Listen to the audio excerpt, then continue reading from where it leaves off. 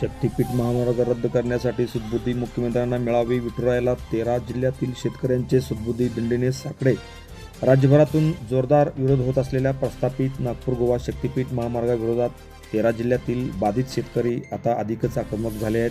आषाढी एकादशी निमित्ताने मुख्यमंत्री पंढरपुरात येणार असल्याने त्यांना हा शेतकरी विरोधी शक्तीपीठ महामार्ग रद्द करण्यासाठी विठुरायाकडून सुदबुद्धी मिळावी या मागणीसाठी हजारो शेतकऱ्यांनी भर पावसात पंढरपुरात सद्बुद्धी दिंडी काढून नामदेव पायरी येथे विठ्ठलाला साकडे घातले. पाहूया या दिंडीचा TV1 मराठीचे प्रतिनिधी श्रद्धा जोगळेकर यांचा हा ग्राउंड रिपोर्ट.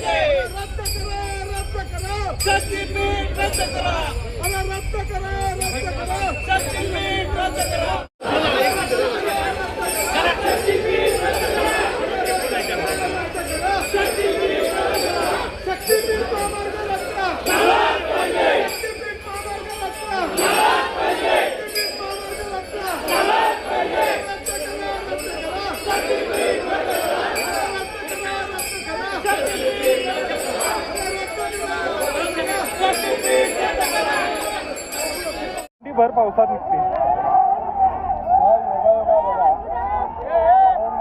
गेले अनेक दिवस दडी मारलेला पाऊस नेमका आजच आमच्या सगळ्यांच्यावर अभिषेक करून एक प्रकारे आम्ही जे काम हातात घेतलेलं आहे त्याला आशीर्वाद दिलेला आहे आणि त्यामुळं आता पांडुरंगाला आम्ही साकडे घालणार आहोत.